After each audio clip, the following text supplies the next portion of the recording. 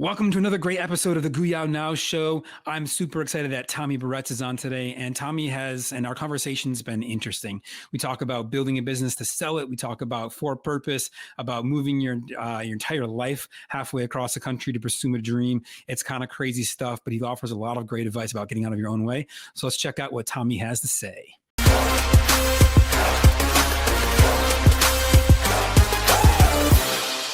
Welcome to another great GOOYOW Now show. I'm your host, Bob McIntosh, and today I'm very excited to have my good friend, Tommy Berretz on. Tommy is kind of a badass entrepreneur, and he's got a really cool story, and I'm excited for you guys to hear it. But I actually met Tommy through a mastermind that I'm a part of, and I can't stress enough, a lot of the guests that I've had on and I'm going to be having on are people that I've met through masterminds that are just doing cool things, because something cool happens when you take the time to invest into yourself and surround yourself with the right people. You meet people with amazing stories who are doing great things, have gotten out of their own way, and most importantly, are just awesome human beings. And so all of those things I think are true of Tommy. And I'm really excited for him to be here because not only has he built his business, he also sold it. So if you're interested in kind of figuring out how that works, and obviously for a lot of us, that's sort of maybe the end goal, this man's actually successfully done that. So I'm very excited for this show, very excited to have him on. Tommy, welcome, buddy, and happy you are here. Dude, thanks for having me on. That was too kind of an intro, to be honest. I'm not that good. You can say it, it's okay if you say you're not. I'm going to stick with my story. I appreciate you, bro. How you been? I'm good. So, and by the way, I'll have Tommy share some of his story. I don't want to take all his thunder, but, like I said, you've been successful. You built a business, you sold it, moved your family halfway across the country to pursue your dream, and are living that life now, which I think is admirable and crazy and scary and awesome all at the same time. But for those who don't know you, just a little bit, tell us a little bit about your background, sort of, what your business was, where you got, and we'll go from there. Okay, cool. So a little bit of my background is I started a business back in 2005 in Houston, Texas, from an apartment. And I don't have a college degree.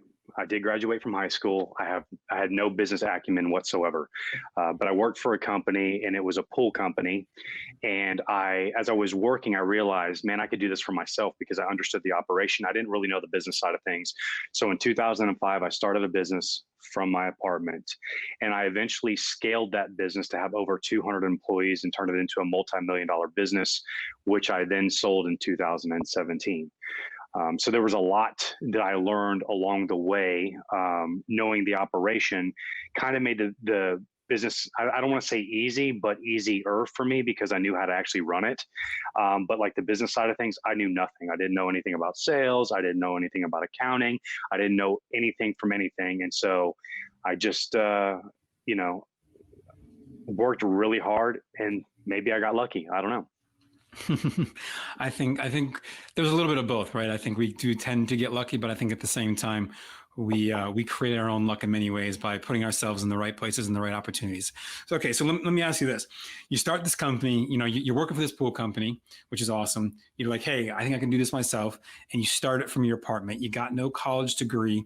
What's going through your head at that point in time of, man, like, were you afraid like people aren't going to take you seriously because you're working from your apartment and because, you don't have a college degree? Or was it like, screw it, no one has those things, let's just roll with it? Like, what was your thought process? No. So like, I actually felt extremely inferior. I felt like that I had to work, 4 times as hard as anybody else because I felt like because I didn't have a college degree, it was a disadvantage.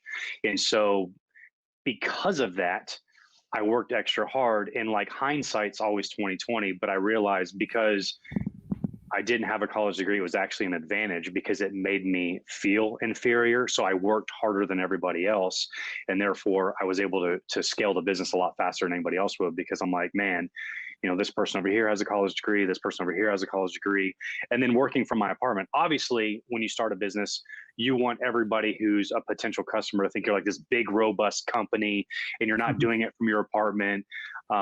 So you try to hide that from people to where it's not like, oh, I'm working out of my apartment, because you feel like I'm not going to get any customers if they find out that I'm just this little dude with this little business who's working from my apartment. So again, it made me kind of act as if like I was acting as if I had a giant corporation behind me that I had built, but in reality, I was working out of my apartment. So those two things, which I felt like were a disadvantage, later on, I found out that they were really an advantage for me. So it just, took a little extra work, but I'm happy. I wouldn't change a thing. I wouldn't go back and get a college degree. I wouldn't go back and change a thing that I did, because it actually ended successfully for me. Perfect. I mean, hey, that makes sense, right? If you have an exit of that magnitude, you're not like, yeah, but I did like this worked out pretty well. Yeah, yeah. Okay, so let me ask you this. So you felt like you had to work harder. You didn't have this college degree. And you said, hey, you were acting as if you had this big corporation behind you. Was this like a fake it till you make it type deal? Or was it just like, hey, like I'm embodying what it would be like if I did have that? I'm more embodying. I'm not fake it till you make it. Like obviously I had mentors along the way. Jack Canfield, The Success Principles was a great book that I read. And that book actually shifted my mindset into the thought of actually I can become a entrepreneur. And so then I read, another book by Robert Kiyosaki, Rich Dad, Poor Dad, which kind of gives you financial advice and literacy. And so it was more of an embodiment of like, I'm a visionary. I'm very much a visionary. And so what I would do is just visualize that I did have this big corporation behind me, and I made myself feel like I had this corporation behind me. And that's kind of what I'm talking about when I say act as if. I'm not lying to anybody. I'm not telling people, oh, I have this corporation, but I'm visualizing having it. Just as when I exited the business, everybody was always like, oh, like, I mean, that's crazy. Like you did it. Like, how do you feel? And I'm like, no different. Like in my mind, I exited this business 5-10 years ago because that was the vision I had, and it actually came to fruition. So like, I already had the feeling that I sold the business. It wasn't like all of a sudden, it was like an impulse sell. And I was like, wow, I did it. It was a vision I had the entire way. So going back to your question, it was act as if it was an embodiment of that feeling and vision of actually having a big corporation. No, and I love that. One of the things that, and I'm guilty of this too. I used to teach like, hey, kind of sort of fake it till you make it. Because when it comes to online and digital marketing, especially, which is my forte, like there's a lot that you can do to fake it to until you make it. But then I started realizing, man, you know what? I think authenticity is better and more useful. And so it's not necessarily that you're faking it anymore as much as just saying like, hey, I'm just going to act like I have this.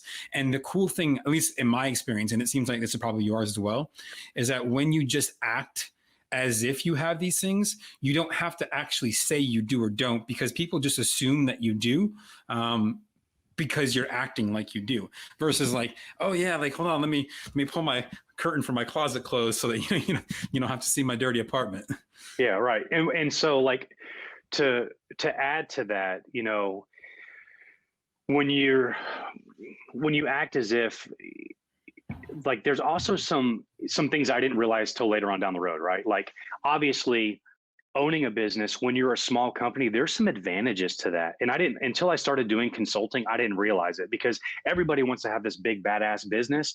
But what they don't realize is like when you're a small business and you're just getting started, there's advantages to that. Like if someone's, well, what's the advantage to going with you versus this big company? I'll tell you what the advantage is. You're dealing with the owner of the company, and you're not having to go through a bunch of people to get decisions made. You're dealing with a decision maker.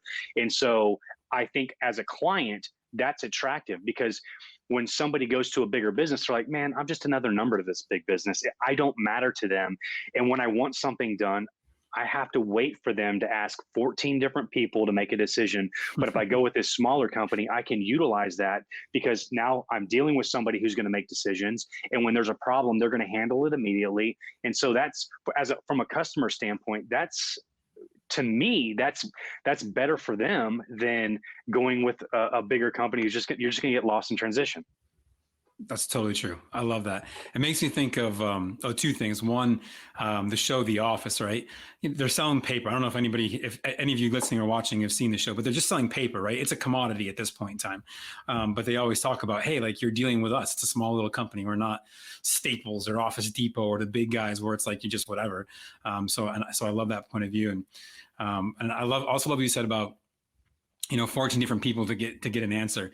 I don't know if you ever watched the movie Hitchhiker's Guide to the Galaxy, but there's like this super bureaucratic race that they have to have forms, everything. And he's like, wait, they're fleeing. Did they fill out the form to flee? No, get the form to pursue. And he's like, do you have authorization? I need the authorization form for the authorization to perform. Like it's like this bureaucratic like nonsense just for them to pursue after their enemy. And you're like, oh man, like it's, of course it's like it's a comment on that, but I think that's so true. I think people, we are almost maybe ashamed in a way that we're this small company because we think we have to be these big guys. But I think you're absolutely right. Like being the small guy carries sometimes way more weight. And I think, I don't know, I'd also love to get your perspective on this. Like post coronavirus in this world, I think people are starting to realize that, hey, you know what, maybe the big guys aren't the way that we should be going. I think we want to work with a small business. I know a lot of people that I've talked to have specifically said, even though I'm going to pay more to go with this small company, I want to support those little guys because it's so much more important now. What's been your experience of that? Anything in that arena? Yeah, I think being a smaller company is actually a superpower these days, because big companies don't always have the answers, and just because you're a small company doesn't mean that you're not going to perform well. I honestly feel I've done both in business, where I've gone with a big company and a small company, and every time I go with a smaller company, you get better customer service, you get better output, and you get better results. I feel like because you're important to that small business. And when you are a bigger business, and I'll say this for myself, like as our business grew and the more employees we had, the smaller customers that we had that were like super important to us, I don't want to say we're less important, but they didn't get the attention they deserved as we grew and got bigger. And so some of the smaller people that we did business with actually went to smaller businesses because they're like, well, you guys used to be great at customer support, but now it's kind of like, we realize that we're a small company to you and you guys are growing really fast. And so we don't feel like we're getting, what we need from you guys. So we're going to have to go somewhere smaller. So I honestly feel like being a small company is definitely a superpower. And as long as when you scale, if you can continue to keep that same feel as a small business and you can have significant growth, people will stick around and give you their business. So that's how I feel about it anyway. That's awesome. And I fully agree, man. I think it is a superpower. I love that. We need to get a t-shirt for that. Small businesses are superpowers or something like that. Yeah, for sure. Okay, so I want to ask you about something else that you said. You said, hey, when you're building this company, you were the visionary. Talk more about that. What does it mean? What does that mean for you? What did that mean for your company? And then I think the more important part of that is, how did that play into your vision, play into the business? Did you have to change your vision and get out of your own way with that? Or did your employees have to get out of their own way so that your vision could be accomplished, or something in between? So some of it, both, both. Like obviously when you start a business, you end up doing everything yourself, right? You're like running the operation, but then what happens is once you get to a certain level, you can't run everything yourself. Like, I don't care if you're an expert in, let's say, sales. If you give an expert in sales too many hats to wear, where they're doing too much, where it's not just sales, maybe they're doing a little bit of accounting, they're doing a little bit of putting proposals together, they're doing too much. Eventually what happens is that person becomes mediocre at everything. And what they were an expert in, they're no longer an expert and they can't get anything done. So that basically happened to me. So as a visionary, when I started the business, I knew the outcome was I wanted to sell the business. I knew it. So what I did was I studied a lot of people that had the ability to sell their businesses and understand what they did. And it's pretty much get out of your own way. And what a lot of business owners don't realize is they are the bottleneck within the business, because maybe they have to look at every proposal that goes out. Maybe they have to take every single call. Well, they're slowing the business down and they're not able to scale, and they're the bottleneck. And so I had to get out of my own way, right? So I was the expert within the business that knew everything. But there were other people that I had to hire that were also experts, and I had to let them take the reins in certain areas, like, sales. I had to get a sales manager. I had to get salespeople to do all the sales. That way I could focus on scaling the business. And so there was a lot of aspects. Accounting. I knew nothing about accounting when I got into business, and most business owners don't know about accounting. And this would be my recommendation. You should learn accounting. It's the cornerstone of the business. And so I had to hire a CFO, and I hired a CFO because what ended up happening, we were growing so quickly. We took the girl who was answering phones And we were like, all right, we're going to put you in accounting. And we kind of showed her some stuff. But because she didn't understand accounting, she didn't know what she was doing. And it was my fault because I put her in a position that she didn't really understand what to do and why you do it. And Right. so we ended up owing the IRS like $80,000 in Oh, wow. payroll taxes. Yeah, which is like terrible. Like payroll taxes Right. are like one of the things that the IRS can actually take your house for. And so And we they're got coming this. to get it. It's not like, oh, we'll let it slide for a while. It's like, no, you are paying that. No, so yeah, so exactly. So here's what happened. A couple of things happened all in tandem. We owed the IRS $80,000. I got a letter saying you owe us 80 grand, and I was like, oh my god, I like freaked out. I was like, what are we gonna do? And I was like, just send them a check for $10,000. Let's just start chipping away at this. Send them a check for $10,000. And so we paid him 10 grand. And then we got another letter. We still owed him $80,000. And I was like, how's that possible? The $10,000 we sent him just paid like penalties and interest. And I Oh, was like, oh my geez. God. I was like freaking out. Right. So I realized at that point, I put the wrong person in the wrong place. I can't do this. This is not good. Secondly, I had over $500,000 in receivables that wasn't being received. Like we were cutting payroll. We had over 200 employees. And I'm like, why are we barely making payroll? Like, I don't understand. Like we're like barely after we do payroll, we have barely any money in the account. I'm like, what's going on? And so I looked at our accounts receivable. We had over $500,000 that was sitting there that was not being accounted for. Like nobody was going after to get the money. So at that point, I was like, all right, I owe the IRS $80,000. I've got $500,000 in AR that needs to be collected. I need to get somebody in here who can actually do this job and not just plug somebody in because it's convenient.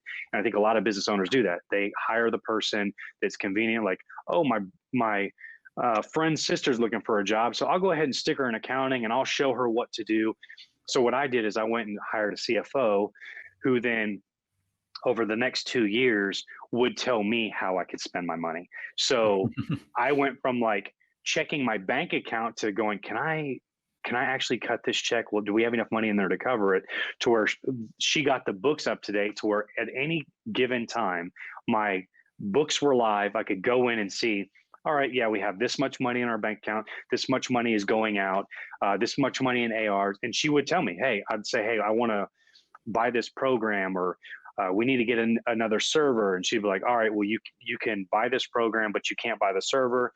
I'm projecting you can buy the server in 2 months, and yada, yada, yada. So she took complete control of that, and I was getting out of my own way. And because of that whole situation, everything got turned around. We ended up paying the IRS off very quickly. All the money got collected.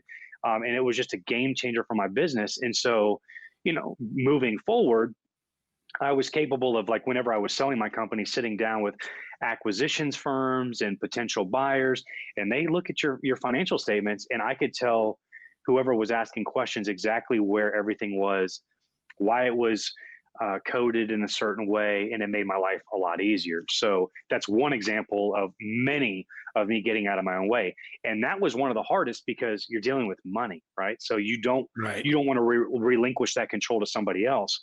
It's I terrifying. never got, yeah, it's very terrifying because what if I end up, they don't pay taxes again, and now this time I owe $500,000 in taxes, and then all of a sudden they're taking my house from me, and I mean that's a scary factor. So being able to relinquish that, and I will say this, I never like handed it off to somebody to where I'd never looked at it. I did that the first time, and that was the mistake. So Right. like we had weekly accounting meetings where we would go over everything. We had meetings with every person that was in charge of whatever department every single week, just so I would be up to date of what was going on. Perfect. Makes sense. So let me ask you this. As far as, finding, especially in that role of accounting, CFO, or whatever the position title is, but anything dealing with money, how do you go about finding the right person? Like, was there like a gut feeling that you had? Was it like references? What was it that was going to allow you to trust someone at that level? So references, I knew the individual that I hired, and Okay. I knew that they had the experience that I needed, and I knew that they had the attention to detail that I needed. And so my suggestion in a financial role like that is get somebody who is qualified and get somebody who has experience. A lot of people want to shortcut it and get somebody who's cheap because it's like, well, I know what I'm doing. Well, like she came in and she knew stuff I was like, she was like telling me stuff. I was like, what? I was like, you're gonna have to show me like what you're talking about. And so she would go through like the whole, like every single line item of our finances, and she was moving things around for different reasons. And I didn't understand why she like, the thing about accounting is you can code stuff however you want to see it. And Right. most people, when they go to their CPA, you know, the CPA will say, this actually happened to me. My CPA told me, I was like, I want to code my website in the asset column. And she was like, you can't do that. And I was like, well, why not? She was like, because you can't, it's an expense. I was like, no, it's an income producing asset and I want to place it in my asset column. And she's like, well, you can't do that. I was like, explain it to me. I was like, I'm going to sell my business at some point and I want my website to be in the asset column because it's an income producing asset. Her response was, oh, if you're going to sell your business, you can do that. And so that taught me that, okay, like I just have to make an argument as to why I want to code something a certain way. And this is a CPA that's been doing it for over 20 years. And here I am, I have no college degree. The only financial experience at this point that I had was the business that I was running. And that's why it's called advice. When you go talk to an attorney, when you go talk to an accountant, when you talk to anybody, it's called advice. And you take whatever they tell you and you utilize that to make the most accurate decision you can make on your business and how to run it. Because like her biggest goal is she wants to save me in taxes, right? She's a CPA. I want you to pay less taxes. But when you're trying to sell a business, you're not trying to save money in taxes. You want to show as much profit as you possibly can. Right. And when you're putting something that's an income producing asset into an expense column, well, that's depreciating the value of your business. And so I didn't want to do that. I wanted to make it more valuable. So just a little piece of advice there. I think that's huge for people to understand too, right? Like, I know one of the things I face a lot, especially with real estate, right, is like, hey, like we want to pay less taxes, and there's a lot of benefits to having real estate to do that. But at the same time, by doing that, you're hampering your ability to do other things. So you got to make sure you understand what is your end goal, what are you trying to do, what are you trying to accomplish. Selling a business or being able to sell the business, you know, you show a bunch of expenses. That's good for taxes, bad for selling. Yeah, absolutely. And so, and that's, a lot of people, you know, I get it. Like if you're going to own a business for the next 30 years, yeah, you're going to want to pay as little tax as you possibly can, and however you do that. But if you're getting into a position where you're like, all right, I'd like to sell this business, there's things that you're going to want to do and change about your business, like showing actual profit, because that's number one. The first question, hey, is your business profitable? And you're like, well, look at the P&L. Yes, it is profitable. Right. And so you're going to want to change some of those aspects. But going back to your original question, how do you find people? There's a reason why with like big tech companies, you see people jumping around from company to company because people poach them from each company. And so what you want to do is find somebody who has that experience in whatever realm it is, instead of having to train somebody. You want to, when you run a business like that, you want to be the dumbest person. You want everybody you hire in each position to be smarter than you. And I think entrepreneurs, because we're egotistical, we have a fear of doing that. So we don't want to hire somebody who's better at us in whatever position. We want to be the know-it-all, but get out of your own way and hire someone who's smarter than you, because they're going to take your company further than you can. Totally true. Totally true. Every time I've plugged in people who are smarter than me, we've had better results than the vice versa. Right. And then here's the other thing. You learn from them. Like, you're hiring the smartest that you can find that'll come work for you. You're going to end up learning so much more from them. And even if that person wants, and I'll use it in my case, say the only buffer from what I paid the girl that I plugged into accounting versus the CFO, I think the difference in salary was like 25 grand, which in the grand scheme of things, I owed 80. I was going to say, yeah, right. You know what I mean? So in the grand scheme of things, 25,000 is nothing to make sure everything is running correctly and everything is done right. And we even got audited. We had a sales tax audit, and then we got audited by the IRS. And the IRS was even like, man, you guys keep really good records. And I'm like, yeah, well, it wasn't me. It was if it was up to me, the IRS would have been like, here's my shoebox. Good luck. Yeah, exactly. Like, how do you even run this business? This is crap. But because we had the person that we had, she was a complete badass, and I didn't have to worry about it. I love it. I love it. So one of the things that I would love to talk about is, And so just for context, Tommy and I met through a group called Thrive, which is all about adding a purpose into your business. And so I know that you were able to very effectively, after that event of like, man, like I love this idea, plug that in and build a purpose into yours. So I'd love for you to talk a little bit about what that purpose was, and then sort of, you know, what was the conversations at the business at that point around doing that, about around building that in and around saying, okay, this is something that's important to me that I want to do. How do we make this work in the business? Yeah. So obviously we met because of Thrive, and I went to the very first year of Thrive, and I remember sitting in the audience, and Cole teaches how to build a for-purpose business, and that's where you give back to the community, or give back in any way you want, right? And so I'll never forget, he gave Tom's shoes as an example. And for every pair of shoes they sell, they give a pair away. And I'll never forget, I was sitting in the audience, and I was like, man, that sounds expensive. I was like, you got to be making a lot of money to be able to do that, And most businesses aren't that profitable. There's a difference between paper profit and actual profit. And I'm thinking most businesses, when they show profit, it's just paper profit. It's not real profit. But then he said, well, what they do is they bake in the price of the shoes that they give away into the pair that gets sold. And I'm like, I'll never forget. I looked at my business partner. I said, we got to do that. And so what we ended up doing is we ended up raising our prices, and not very much. Like, like the typical contract that we would sell would be anywhere between, like the lowest would probably be like a $30,000 contract. And then they go all the way up to millions of dollars worth of contracts. And I'm thinking, all right, so in a $30,000 contract, if you raise your price by 10%, nobody's going to go with you because you're going to be so expensive. So we would do little things like on a contract value, raise it by 1%. There were other things that we could raise by, there were items that we sold that we could raise it by 10%. And then there was stuff 5%. So we just went in across the board and we raised all of our pricing by a certain percentage.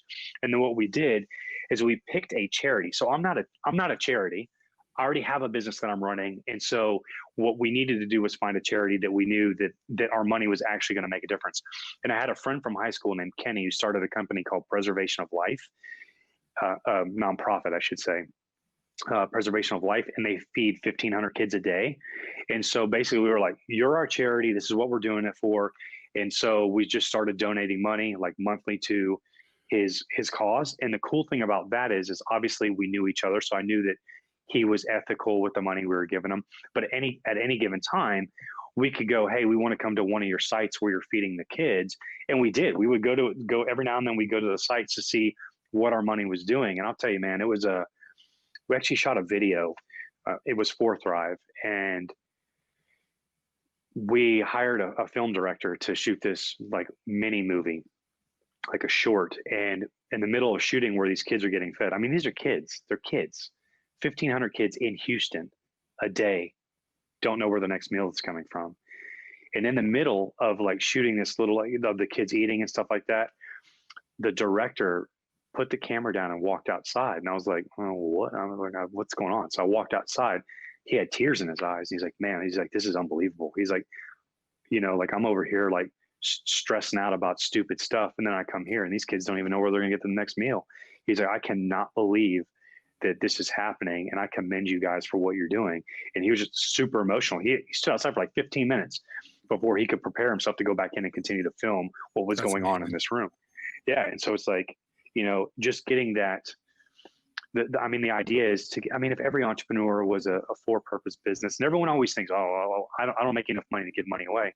Well, you don't have to do that. If you sell a course, you can give your course to people who are underprivileged. You can, if you're a soccer coach, you can go to the local school down the street where they have no athletics department and start like teaching kids how to play soccer. You can give your time. It doesn't have to be money. It just so happened when we learned about this, we were a thriving business. So we could do what we wanted to do, which was raise our prices a little bit to be able to give some of that money away to a cause that we believed in and supported. So, it was heartbreaking knowing that there's all these kids that don't know where they're going to get their next meal from. And so especially in your backyard, being right there too. Yeah, I remember when he told me, I was like, all right, you're feeding some kids. Like, I'm like, wait, you're doing 1,500 a day? Not a month, a day? That's insane. And they continue to grow it, and they're still doing well. So that, it really made me happy to be a part of that. That's amazing. That's amazing. So let me ask you this: What was there pushback internally from the company about, this doesn't make sense, or was everyone on board with like, yeah, this is a great idea, let's go for it, or did it not So matter? You're just like, this is what we're gonna do. no, it didn't matter. Like it didn't matter. I don't recall there being pushback. I mean, if there was, it was only from like a standpoint of like, hopefully we don't end up going too expensive to where people are no longer buying from us. So that would have been the only Right. pushback. But it actually had the opposite effect, especially on the sales team, because the sales team could now understand, instead of talking dollars, because I mean, obviously when you have a sales meeting, you talk about dollars, like what your deficit is, or how well you're doing.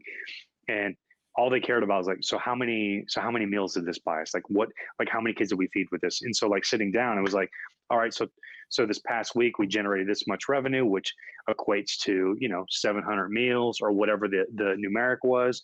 And that's what was, I felt like, became exciting for the sales team, because now they know that, yeah, they got commissions and stuff, but now they're also making a difference. Like with every sale that they get committed, they know that they're going to feed a kid. And so that was exciting for them. And it kind of changed the culture of the business to know that we're a for-purpose business instead of just a business that's they're just trying to generate profits and whatever. So it absolutely made an impact, I think, on everybody. And I think also in our employees' personal lives, they started wanting to do better, like, to where they would donate money or whatever it was, or whatever they could do to make a difference in whatever cause they believed in. That's really cool. That's something I never really thought about. I was like, hey, how does this impact your culture of your company? Whether you've got one person or 200 people, can we, if you are the leader showing this is what we're doing, how we're doing it, and what we care about, people start to follow leaders that are like that. So that's pretty awesome. Yeah, I mean, it was exciting to see like how people just started to gravitate. And then the other thing too is, you know, not that we ever used it as a marketing pitch. We never did. Like it's funny because when I told my CPA about it, her first question was like, "Are you doing this like for a marketing pitch, or you like really want to help people?" And like originally, I was like, "Yeah, I don't really want anybody to know. I just want to do it because we can, and if we can, we should be doing it." um, you know, and so she was like, okay, good. That's the answer I wanted to hear. And so like when people come in to interview and they find out that you're a for-purpose business, they gravitate more towards that than somebody that's not doing the same. And when I'll never forget when Cole told that story, about like how to make your business for purpose. I remember looking and having the feeling, looking at my business partner going, we should be doing more. Like in having that feeling, I know that I can be doing more. We need to be doing more than what we're currently doing. And there was like almost like a feeling of guilt. Like, how come I didn't know this before? And so taking that into our business, it really changed the dynamic of like who we could attract and really like what our employees were willing to do, because now it's more than just making money. We're changing these kids' lives, and those kids will never know the difference. They'll never know that we were doing. There's just this company out there that was helping people, and it was a good feeling knowing that we had a little bit of an impact on that business to where they can continue to feed more and more kids.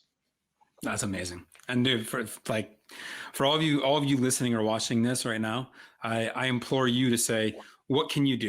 And like Tommy said, it doesn't have to be huge. It doesn't have to be money. It can be time. It can be anything. But what can you do to build some form of purpose in your business? Because I do truly believe in the cause of doing that. And obviously, you got to make sure. One thing I guess I will say this is make sure that you can take care of yourself first, right? So Right. one of the things I see all the time is people are like, oh, I want to do this. I'm like, okay, well, you're not even paying yourself yet. Make sure you can take care. Because if you're not able to build a business, it doesn't matter, because it's not going to be a thing that can help people in the future. So you got to do that first. But as soon as you can or you're able to, and again, it doesn't have to be money necessarily, it could be time. I think that's an amazing thing for people to do. Yeah, I mean, and I think a lot of people, like I said before, they get stuck in the whole like, I want to get money, I want to get money. Money's easy to give away. Like it's easy to write a check and go, here you go. And like Bob's just said, like you have to. There's a reason why when you get on an airplane, they're like, hey, if the oxygen mask drop down, you need to put yours on first, and then put your neighbor or your kids on, or whoever is next Your to you. favorite kid. Pick your favorite kid. Put that on Yeah, pick first. your favorite kid. Yeah, that's right. But there's a reason for that, because if you're trying to put their mask on and you pass out because you don't have oxygen, now you're both are screwed. But if you put yours on first, and so money is the oxygen to your business. So you need to make sure you're paying yourself first and your company is healthy before you try to implement like giving away any money. That's what I would always recommend. And time is always the most valuable thing. And if you're giving time, I think that means a lot more than any money you could ever give. And I agree. yeah, I mean, we were just in a position where we could give money. And I did go to the site sometimes and I would volunteer to help do, you know, like Secret Santa or whatever we would do. He would want us to do, like we would go and help out, because I do feel like giving your time and seeing what the cause is important. That way, it doesn't need to be just a box that gets checked. You need to be committed to whatever cause it is. So don't just pick some random cause that you don't really care about. Pick something that's dear to your heart. And like, even if it's helping a friend out, like I have another company called Project Punchline. We do comedy shows, and I have one of my friends had a coworker that was dying of cancer and they needed money. So he was like, hey, would you put a Project Punchline show on for them? I'm like, absolutely. I think we raised like $14,000 or $15,000 for this family. It wasn't a nonprofit. It was for a person, but Right. I felt like that the cause was great enough. So it doesn't even necessarily have to be a nonprofit. It could be like, hey, your neighbor's struggling to pay rent. I don't know, maybe help them pay rent, or your neighbor, you live in a house and your neighbor is getting too old to mow their grass for them. It can be something as simple as that. It doesn't have to be, giving away hundreds of thousands of dollars. It can just be some time that you provide to somebody else that actually benefits them and helps them. So don't get stuck on the money thing. I love it. I love it. So actually, speaking of Project Punchline, I want to talk a little bit about about that. So you sell your business, you pack everything up, and somehow convince your wife to, or I guess it wasn't your wife then, but soon to be, to move out to Los Angeles from Houston and pursue your comedy dream, and to build this nonprofit called Project Punchline. So talk a little bit about what Project Punchline is, and then talk a little bit about like what does it take to just pack up everything and go for it like that, because I think it's a crazy thing that not many people would actually do. Yeah, so that was pretty crazy. You sell a business and then trying to convince. She was my girlfriend at the time. Well, we were engaged actually, so she was my fiance. Because that was a caveat. Like I wanted her to move with me. She was like, I'm not going to move unless we're engaged. I'm like, all right, noted. Yeah. So like ever since I was a little kid, I always wanted. Like, I like you, Tommy. Lock it down. Oh yeah, exactly. She was like, that's cool. That's a good idea. But until you prove that we're going to be together, I'm not going. And so that was a little bit of had to do some convincing, and eventually she was like, yeah, let's do it. It was a struggle. You know what I mean? Like, so ever since I was a little kid, I wanted to be a stand-up comic, and I had those aspirations, but everybody always tells you, oh, you can't do that. You need to go the more conventional route, go get a good job, yada, yada, yada. Even when I started my business, barely anybody supported me when I started my business. My own mother told me it's a bad idea, keep your job. So obviously, whenever you talk about going to do stand-up comedy for a living, they're like, think you're ludicrous. So everyone's like trying to talk me out of it and all this. And I had been doing comedy in Houston for 4 years before I moved. But I knew that if I really wanted to really pursue it, I needed to be somewhere, the entertainment capital, which is Hollywood. And so I wanted to move. And obviously I had aspirations of being an actor and a producer. And so, my wife was committed, or my fiance at the time was committed. She was like, I'll support you. So we ended up moving out to LA. And we were only able to do it because I sold the business. You know what I mean? So like, if that process hadn't happened and come to fruition, then I wouldn't have been able to actually move to LA. So it gave us the ability to move to LA, which was nice. And we ended up living in LA for like a month, and then we ended up going to Belize and we got married. So it was interesting, and it's still a struggle. Like, I'm not going to sit here and be like, it's an easy endeavor, because it's not. I mean, stand-up comedy, acting, producing, it's one of the most competitive industries in the world. And, I'm doing my best to try to make it here. I still haven't made it. And that's just full transparency. And I'm doing what I can. And part of that is, Project Punchline, where I created my own company where we put on comedy events and donate money to notable causes and charities.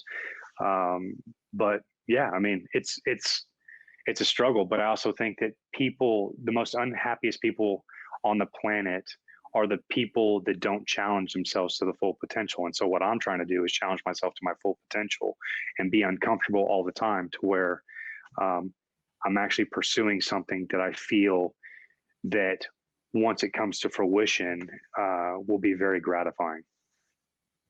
And that that's amazing.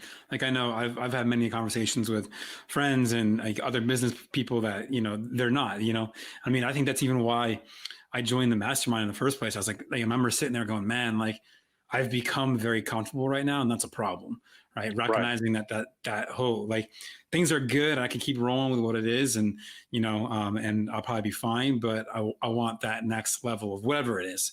And so you pursue that discomfort in doing that. It's very, and by the way, I got the same way. I got the same way with the company I owned. Like before I sold it, I was very comfortable. And because I was comfortable, I was like, this is not right. Like I'm doing my employees a disservice because I'm comfortable and I'm not amped up in trying to like scale the company anymore. I'm just kind of like coasting. And at that point I was like, I need to get out and do something else. talk about that a little bit more. So you said you feel like you were doing the employees a disservice by not being uncomfortable. What do you like? Dive a little deeper in there. I like that. Because everything was fine. Like the company ran without me. I could go take a 3-month vacation and it didn't matter. Like I was still making money because I had employees doing all the work. And because I got so comfortable, I was not driving to scale the business. So what that meant is like there was all of a sudden there's a cap for my employees to where it's like, I'm not trying to scale it. I'm not trying to push it. And so there's really, I don't want to say no future, but like, because I wasn't doing my part to make sure the company was continuing to grow, that I was failing them. And when you get to the point where you have over 200 employees, you're working for the employees. They're not working for you. And so because of that, I felt like I was doing them a disservice. And I was like, I need to get somebody to buy this business that's actually going to take it to the next level, because I know that I'm not going to at this point because I'm comfortable. And so I need to do that for them to where they can reach the peak of their career and actually get to where they want to be. And I need to not hold them back and not be the bottleneck. That's awesome. I love, for any of you watching or listening to this, like think about whether you have employees or not. Like especially if you don't have employees right now, think about what are you doing to create that opportunity for someone who will be your employee at some point, even if you don't today.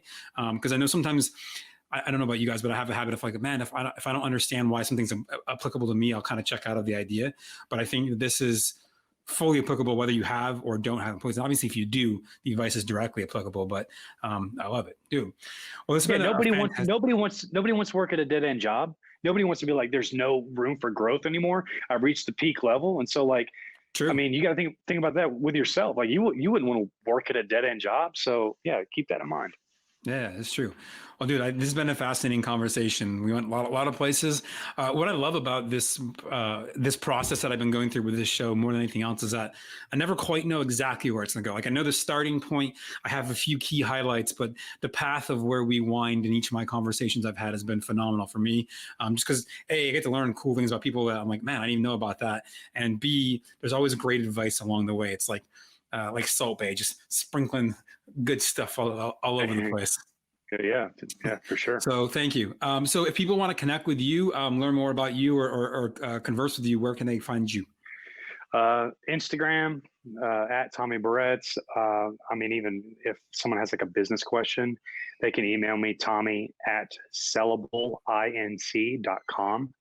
And like people will shoot me questions sometimes and I'll do my best to answer like whatever questions they may have about like an acquisition or business or whatever. Perfect. Well, thanks so much for being on. Truly appreciate you and your time. And for everyone that's watching or listening, thank you for checking in. Thank you for being here.